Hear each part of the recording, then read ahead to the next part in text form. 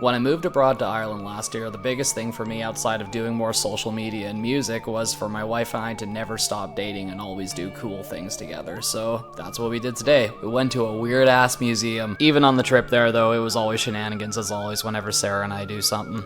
Someone shoved a fucking banana in the sea? Oh my god, wait. A little while ago, the Museum of Curiosities reached out to me to check out their odd collection of very interesting things, so Sarah and I made a day of it, and oh my goodness, you will see how crazy it is in there.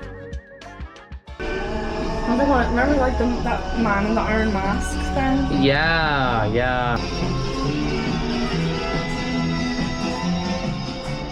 Ireland's strangest museum. We've actually only been open for 4 months, and everything in here is the owner's own personal collection, and this is, you know, the final product of all of that. We have 3 rooms in total. This is the Victorian room, devils, demons, dolls, that sort of thing. Behind you guys to the right hand side of our unicorn, there's a lot of bad taxidermy, things in jars and torture devices. Well, most people come here to see. And upstairs there are a lot of clowns and a lot of quack medical devices. Things that were meant to fix everything and then did it. Did the taxidermy. Let's go. Let's find the bat. Oh my goodness. This is crazy.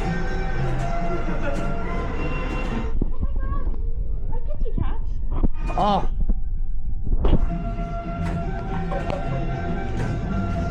Both myself and Sarah's favorite time of the year is Halloween, and this place fit the bill entirely. There was so much going on in here all at once. Now what you're seeing here is the bad taxidermy room, and yes, it was filled to the brim with things that I have never fathomed I would ever see in my life. I cannot believe this was all in one man's home for 20 years. Oh my goodness. You all need to look in here.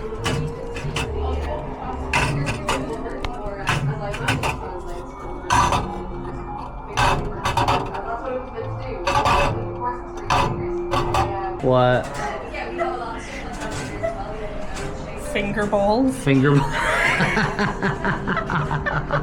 That's like the equivalent to like dick butt. It's like finger ball and dick butt. Syphilis. Oh yeah. I still say that syphilis sounds like a Pokemon. Like, can you imagine, like, go syphilis? Now, we really spent our time soaking everything in, reading everything we could, because oddly, despite how weird it is, there's a lot of history steeped here, and anywhere from weird little baby heads to weird figures, it had everything. And then in the back of the room, something caught my eye. This giant ass statue of a pig. I can't believe he just had this in his place.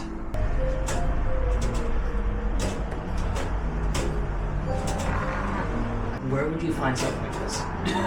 It's crazy. And a theremin. Oh, it's not on. It can be on. See? Theremin.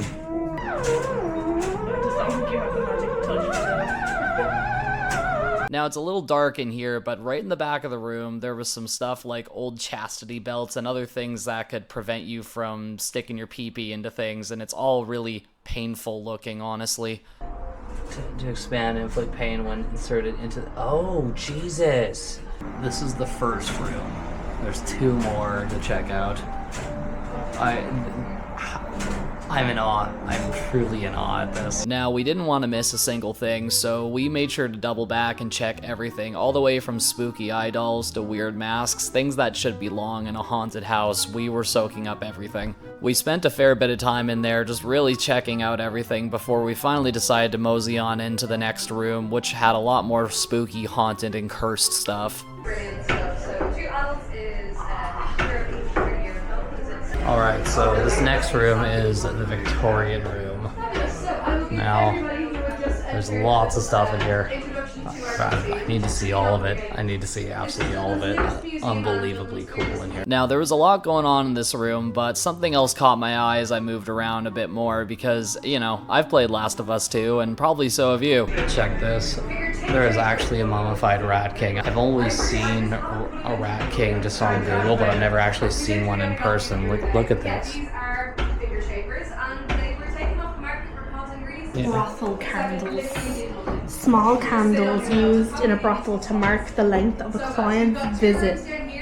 I love that, the Hand of Glory. hungry. And you see that? Yeah, I just Yeah. took a bang on that. It's cool. You know, the one that's getting me is, look at that one with the big gaping mouth. So creepy. That is like something out of a nightmare, man. It's wild what you can accrue over a lifetime when you set your mind to it, especially on this magnitude. Now, same thing, we hung out here for a hot minute, really just checking everything out and reading everything, because again, even the cursed objects have a lot of history to them, so especially with Sarah being such an enthusiast on that stuff, we took our time. But then, once we felt we overstayed our welcome, it was time to move upstairs, where the clown room was, where a haunted sleeping bag was, and a whole bunch of really weird dental stuff. God, look at the dental deformities over here. Oh my god, that's crazy. There's no clowning around happening here. The man loves a bit of the syphilis, doesn't he? He's very passionate about collecting things with syphilis. Why get syphilis when you can just collect Collect syphilis? This was the nose shaper, they were saying. She has to alter her appearance To be like to gorgeous. look nice, and she does all these like really gnarly like, body modifications. God. And we found the haunted thing. Yay! The haunted clown sleeping bag. Haunted clown sleeping bag was donated by an American man who owned it. That's so cool. Okay, we're gonna take time to this in the video itself. It's Dr. Young's ideal rectal dilators. Ideal rectal dilators. They're ideal. They're very ideal. They are ideal. Why have a regular rectal dilator when you can have an ideal rectal dilator? It was believed to be a cure for everything from constipation to insomnia. Just put it up the butt. I can't sleep. Well, you need the ideal. You need the ideal rectal dilator. Doctor, I can't sleep. Well, do I have the thing for you? Crazy the things they came up with. They're like, yes, this will help people. Yeah.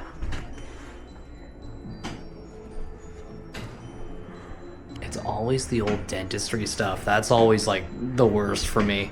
Yeah. Dentistry already, it's horrible, but like, imagine a dental drill that's foot operated.